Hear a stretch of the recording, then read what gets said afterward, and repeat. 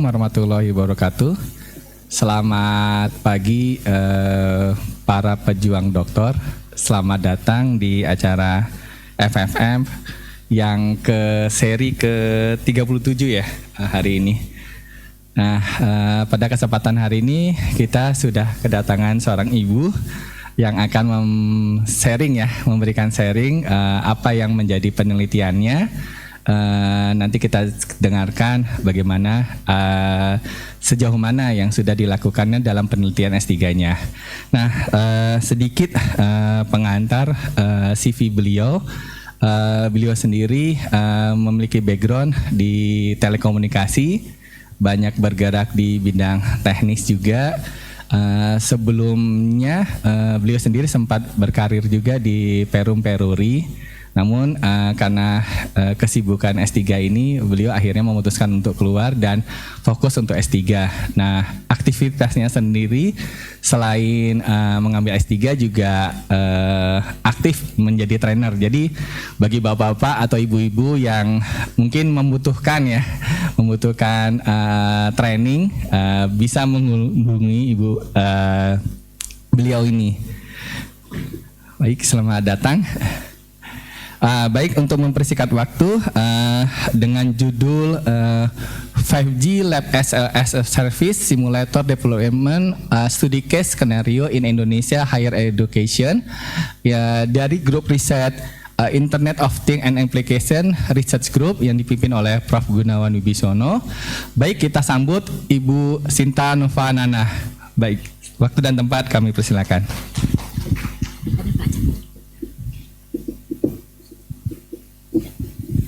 Assalamualaikum warahmatullahi wabarakatuh.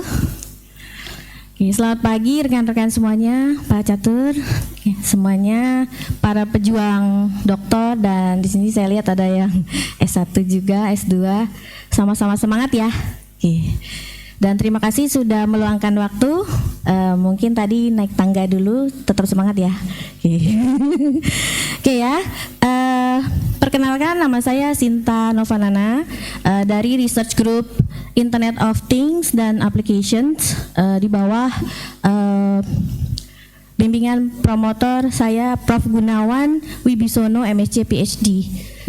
Oke, pada kesempatan kali ini akan dibawakan ya teman-teman.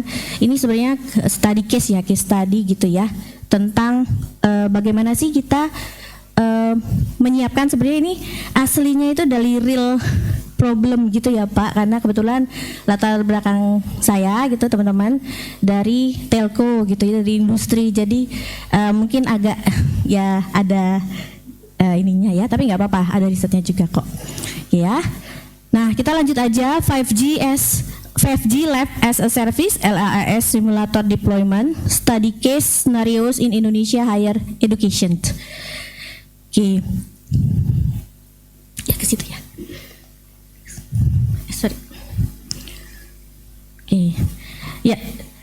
Kenapa sih dibawakan topik ini gitu ya? Ada latar belakangnya. Mungkin teman-teman tahu selama ini kan perkembangan teknologi seluler khususnya itu mulai dari Indonesia itu yang paling banyak itu 2G ya. Awal-awal itu tahun 90-an. Kemudian ada 3G, kemudian maju lagi ke 4G ya, dan setiap 10 tahun itu ada perkembangan menjadi 5G. Nah, masing-masing generasi itu punya spesialisasi. Di 2G itu kan mulainya pertama kali digital ya. Kemudian di 3G itu yang broadband pertama kali. Kemudian 4G semua network elemennya all IP base. Artinya apa? Yang sudah pakai sebelumnya TDM, PCM30 itu semua ganti ya, jadi lebih fokus ke data. Kemudian di 5G teknologi yang paling banyak berubah adalah, teman-teman bisa lihat ya, setiap browsing gitu ya di internet atau dimanapun, gambarnya itu bukan hanya mobile phone, tapi semuanya bisa mobil ya, kemudian self driving car gitu ya, terus ada lainnya juga manufacture ya, dan ya. Nah, yang melatar belakangi itu apa? 5G itu dia punya teknologi yang software defined ya. Jadi apa? Keunggulan dari 5G itu dia bisa ada virtualisasi nanti. Jadi ada virtualisasi, abstraksi, kemudian juga ada satu lagi ya, virtualisasi, abstraksi. Nah, itu yang memungkinkan kita untuk membeda-bedakan antara service satu dengan service yang lain, lainan satu, lainan lain. Di mana di 5G itu di IMT 2020 ya, 2020 itu dikatakan kita punya 3 layanan. Ya, ada EMBB yaitu Enhanced Mobile Broadband. Kemudian ada URLLC, ya kalau Enhanced Mobile Broadband itu yang butuh throughput atau ya bandwidth yang besar, kemudian seperti video on demand dan lain sebagainya. Kemudian ada URLLC, ya URLLC itu yang butuh latensi sangat kecil gitu ya. Nah, kemudian yang ketiga itu adalah MMTC, masif.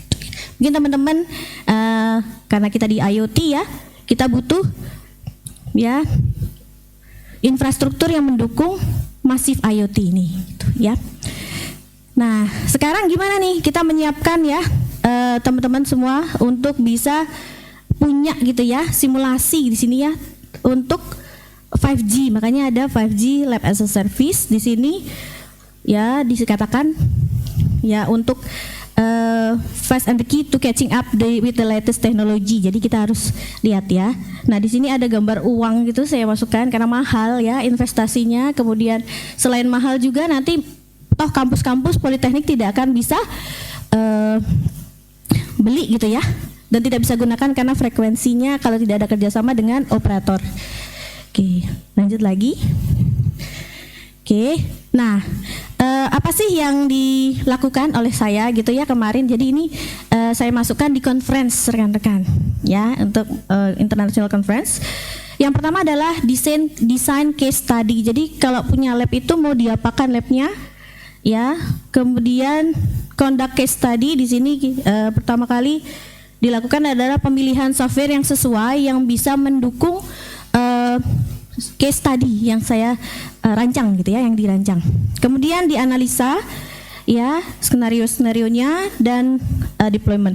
Nah, untuk metodenya di sini untuk seleksinya ada terkait 5G SA itu adalah standalone ya, apakah dia mendukung SA features, kemudian 3GPP-nya compliance atau tidak ya, kemudian private 5G support karena ini nanti arahnya ke private network juga ya.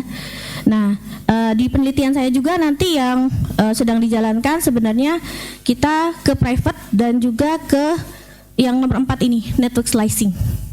Oke, jadi untuk melihat dulu seperti apa, maka kita coba buat ya. Nah, kemudian ada ONAP integration. ONAP itu Open Network Automation Protocol.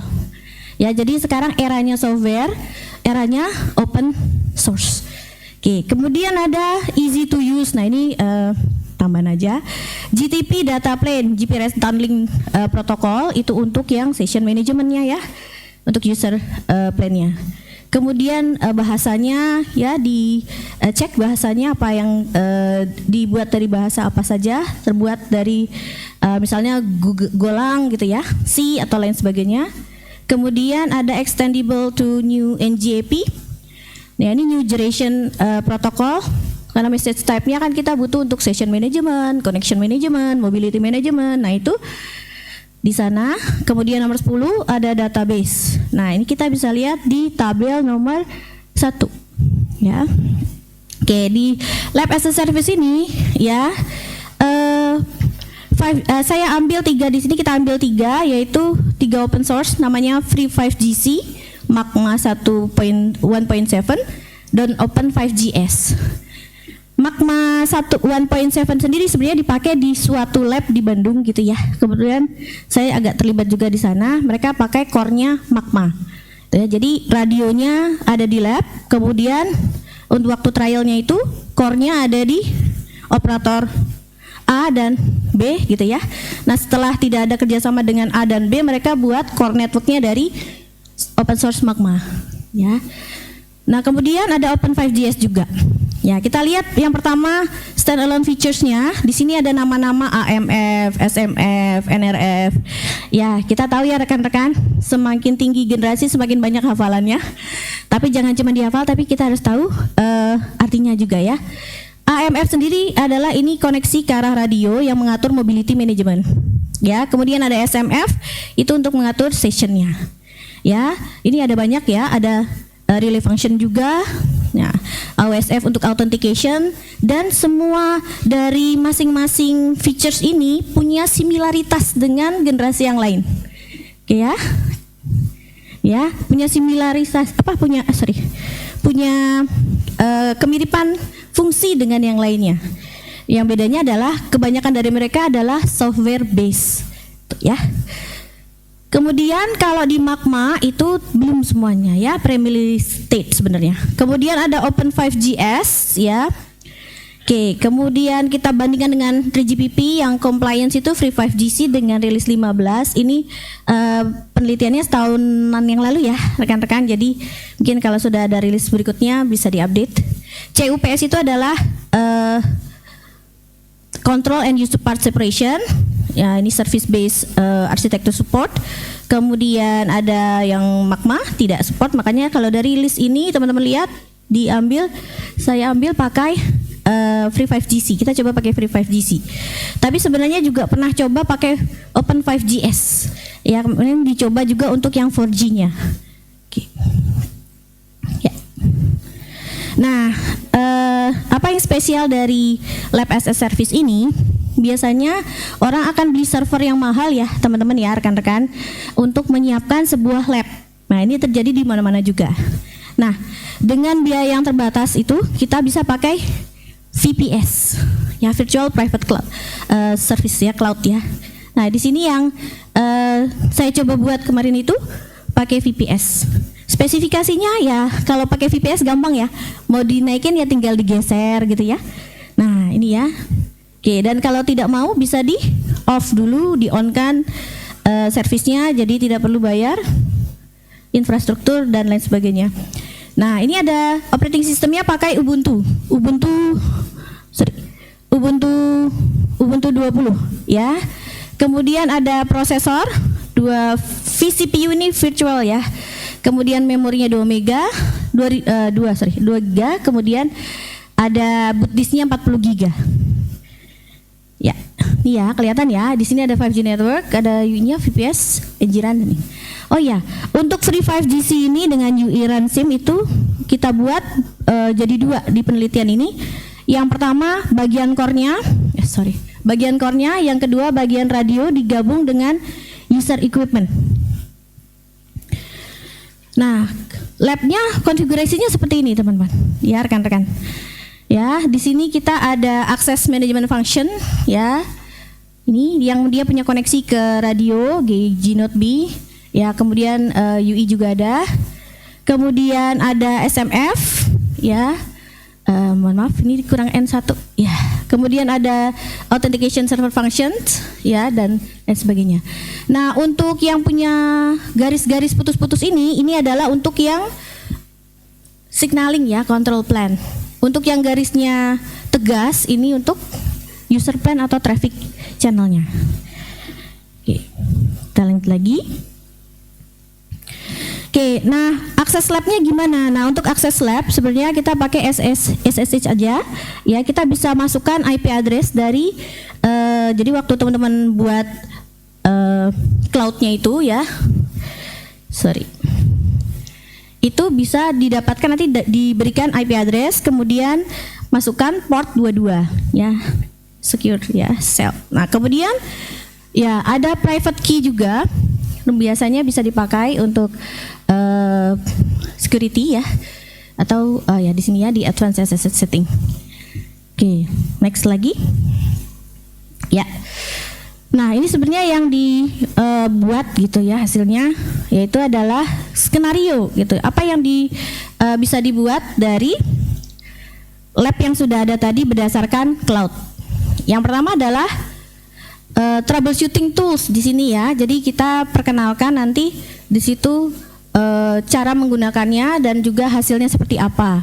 Dan kemarin ini dicek juga KPI-nya itu masih jauh ya, tergantung dari koneksi internet. Nah, kemudian ada 5G configuration, ini juga dibahas. Kenapa? Ya, kita bisa lihat IP address dari masing-masing network function. Ya, kita sebutnya network function karena sudah software ya. Kemudian 5G activation ini bukan aktivasi dari user equipment-nya, tapi aktivasi dari network function-nya. Oke. Nah, ada 5G registration juga. Nah, kalau 5G registration ini skenario untuk mengaktifkan usernya, UI-nya, ya.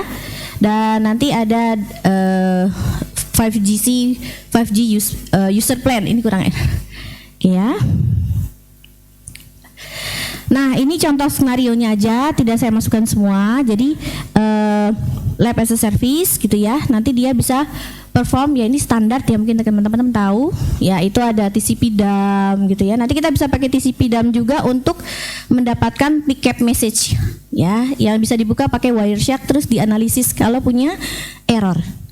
Kemudian ada SS ya, dan ping ya, ini yang standar-standar ya, yang lain saya tidak tuliskan.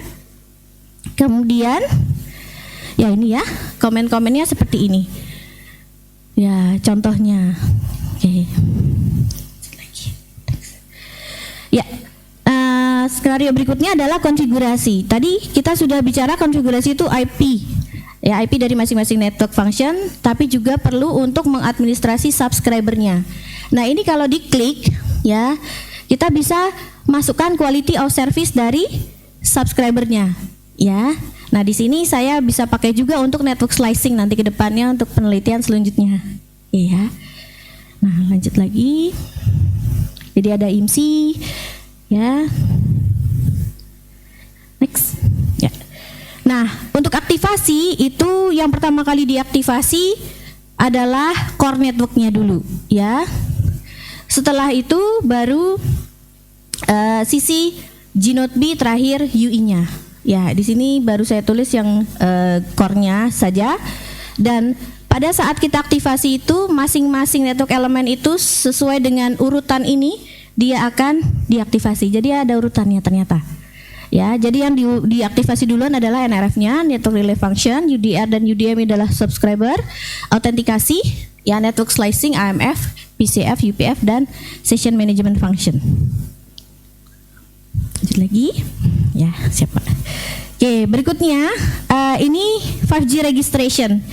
Apa sih yang disebut dengan registration? Mungkin teman-teman tahu ya, kalau signaling di seluler kita bukan seperti menggunakan walkie talkie gitu ya, satu sama satu halo-halo langsung ya, tapi kita harus register ke network.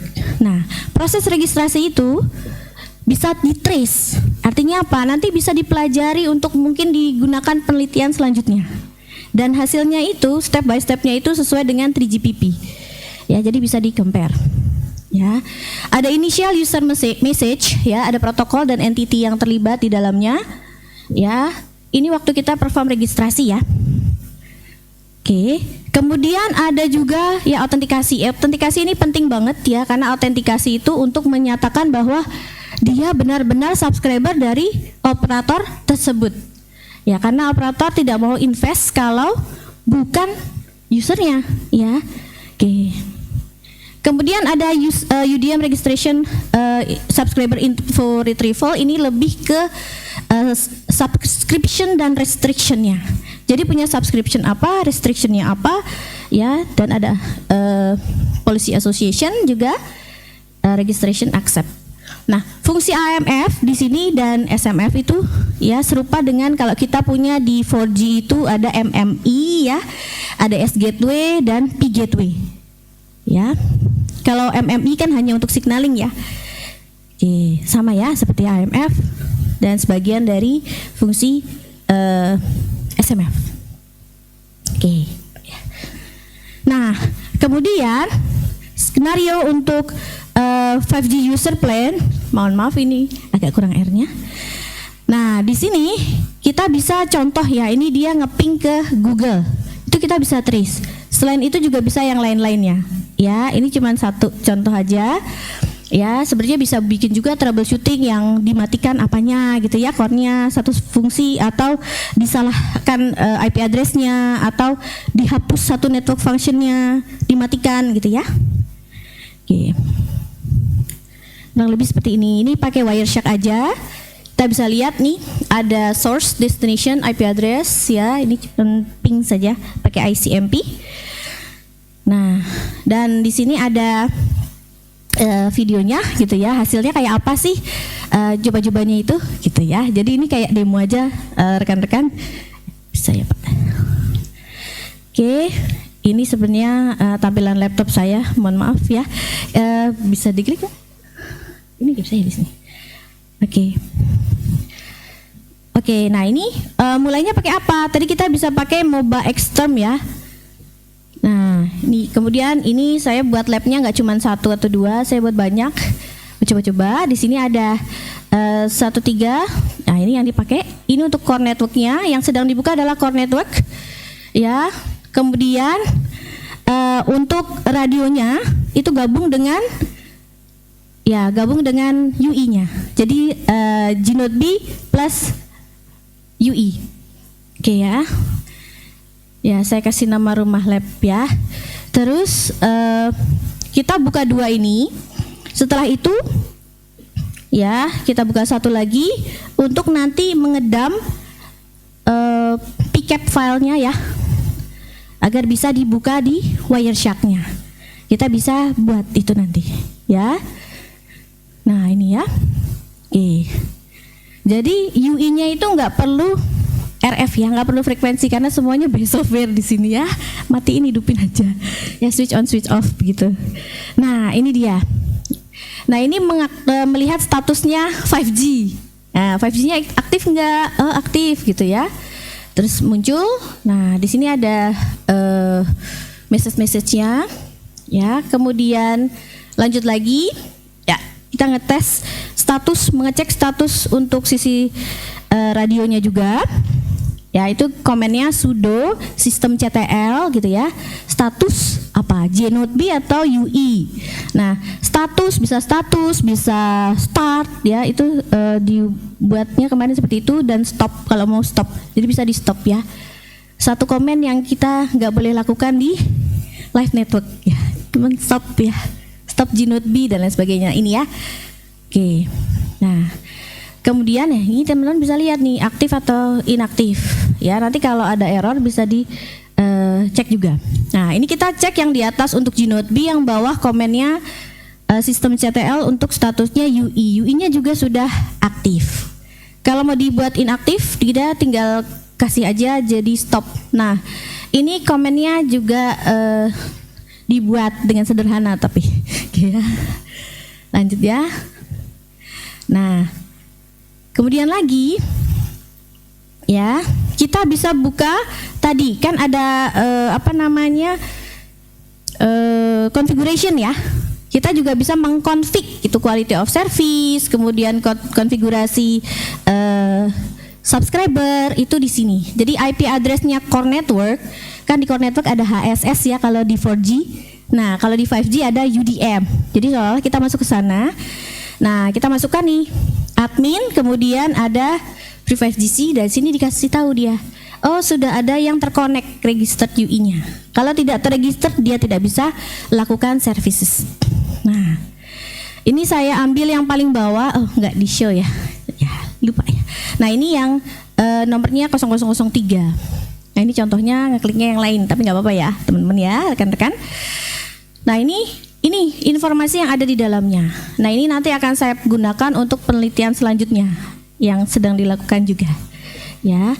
Nah, ini ada network slicing, ada ya authentication method dan lain sebagainya. Oke. Ini ada single NSSI, network slicing service allocation identity. Oke ya. Ada konfigurasinya. Jadi di sini nanti.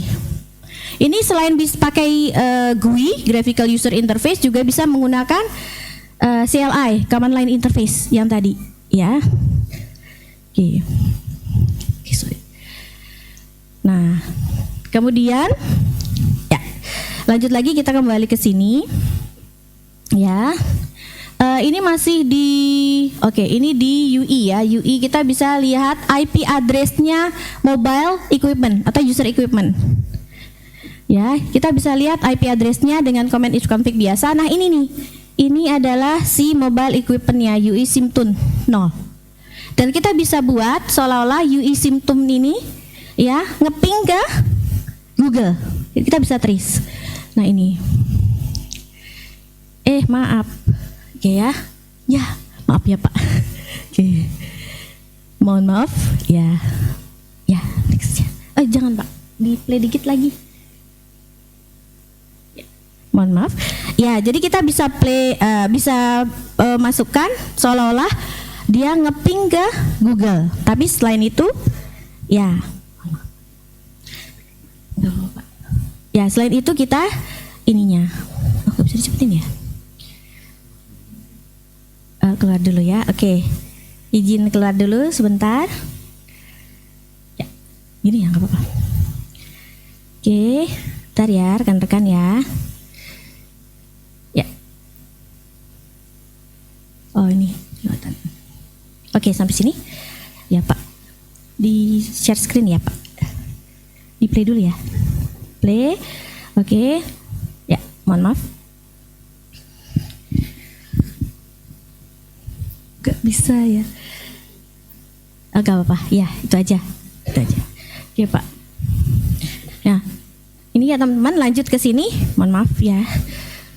Nah, ini kita mau perform ini ya, mau ngambil data, ngedam data ya. Kemudian dia stop di sini sampai kita ini kan ya. Nah, ini dia. IP address-nya berapa? Ada di sini 10.06.01. Nah, terus kita bisa ketik di sini ya. Ya, tutupan ping ya. Ini ada ping di sini kita ngeping dari UI ke Google-nya, ya. Oke. Nah, kurang lebih seperti itu, ya.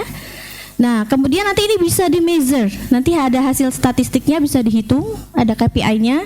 Ini hasilnya masih di bawah real network sebenarnya. Ya. Oke, lanjut. Ya. Nah, ini ya dia ngeping, kemudian ya.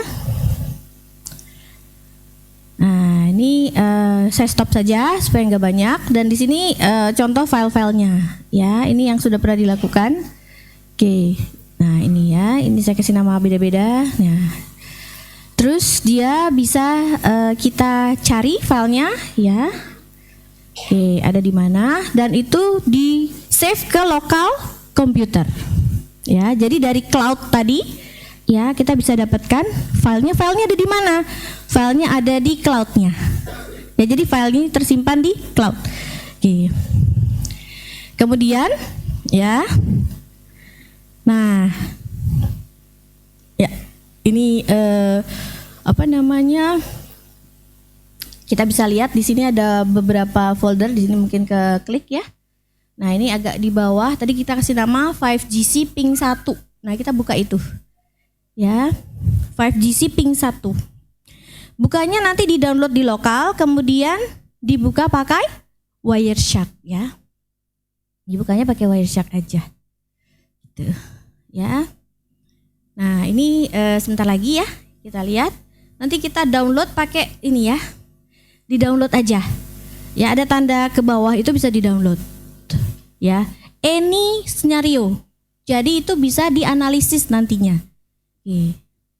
Ya, jadi nanti baik itu untuk network slicing atau untuk yang lain ya, keperluan yang lain itu bisa didapatkan datanya dari sana, diukurnya dari sana. Ya, ini di-download dulu. Ya, ini upload. Jadi selain download juga bisa upload, kita bisa taruh ke sana. Ya, tapi saya sebenarnya itu salah klik, mohon maaf ya. Sebelahnya harusnya ya. Oke. Ini klik kemudian ya. Ya, ini ya penampilannya. Ini ceritanya saya lagi nyari filenya karena nama filenya banyak gitu. Saya cari. Tadi di mana ya? Terus setelah itu kalau sudah ketemu diklik saja. Nah, ini nggak cuman user plan, ada registration juga dan lain sebagainya. Ada activation, ya makanya filenya banyak dicoba-coba. Oke, ini juga udah lama juga ya, sebenarnya udah setahunan ya. Oke, jadi sudah sering dicoba-coba. Oke, oke, ada di bawah. Nah, ini bisa dicari. Ikutin aja ya. Oke, jadi PCAP itu untuk Wireshark ya rekan-rekan. Nah, oke, sebentar lagi ketemu. Nah, ini ketemu ya. Terus di download ya. Ya, di download dulu, disimpan di mana mau disimpannya? Saya simpan di 5G Traces ya. Oke. Di 5G. Nah, di 5G ini ada beberapa tapi mungkin bisa dibuka. Nah, kita bukanya dari sini nih. Di desktopnya, kita langsung klik boleh atau buka Wireshark dulu juga bisa. Oke ya, ini klik. Lalu bisa difilter di sana. Ya. Ya, difilter dan kemudian ya ICMP message saja yang dicari. Nah, ini ya, nanti bisa dianalisis. Ya, mungkin rekan-rekan sudah familiar juga ada beberapa dengan Wireshark. Oke. Nah, ini datanya bisa diambil, bisa dicek statistiknya ya.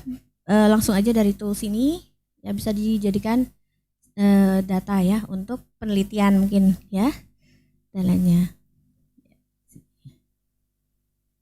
Nah, ini bisa dilihat, bisa save juga. Sebenarnya bisa save juga dari file gitu ya, PDF atau lainnya JPG. Ya. Ya. Nah, kurang lebih seperti itu. Dan kita juga bisa buka filenya satu-satu dan mengubah informasi di dalamnya. Nah, ini contoh ya. Ya. Nah, ini seperti itu. Oke, kita lihat sedikit lagi. Ya. Oh, ini mau menunjukkan ini. Semua ininya ya, statistik masing-masing IP address. Oke. Nah. Oke. Kemudian kita bisa buka yang lain juga, ada file-filenya di sini. Ya, teman-teman bisa modifikasi. Ya, contohnya di sini mau modifikasi tentang network slicing. Ya, jadi kita buka ininya ya. Ya, ini sekitar durasinya sekitar 3 menitan. Ya, bisa diciptain juga Pak. Oke, nah ini ya. Nah, ini ada file-file banyak di situ. Ya. Nah, kita ambil yang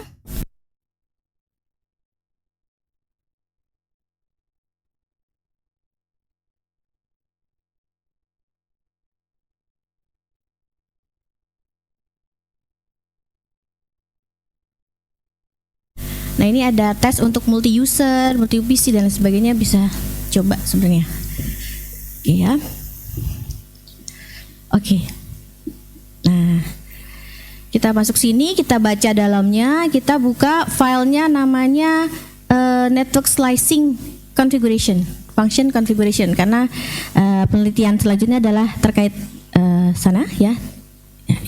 Diambil dari sini. Nah, ini parameternya bisa diambil, diubah-ubah. Oke, untuk selanjutnya.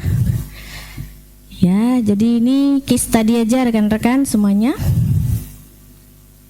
Oke. Ya, more komennya ya seperti biasa Linux ya.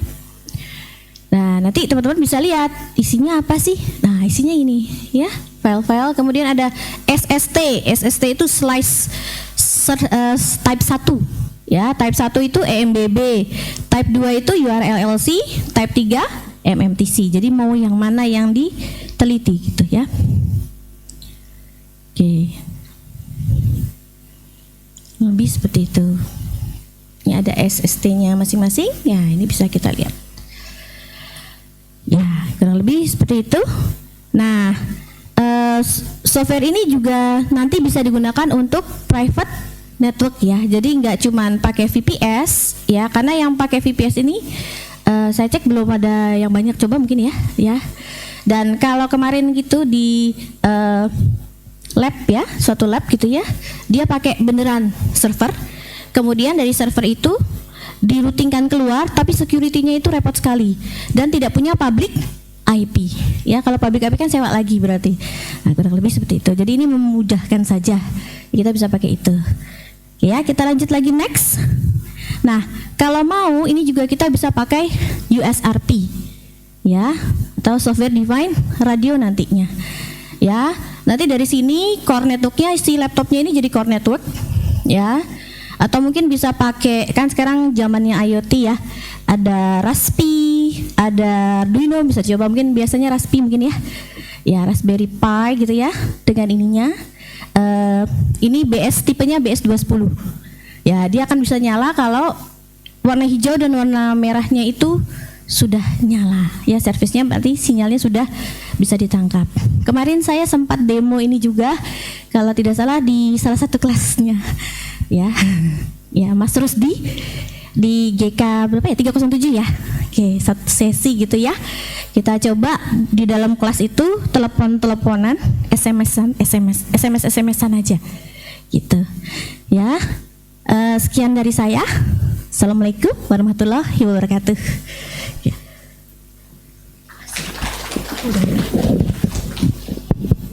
Baik, terima kasih atas presentasinya Bu Sinta. Sebagai penutup mungkin kita aplaus sekali lagi untuk Bu Sinta atas penjelasannya hari ini, atas sharing ilmunya juga.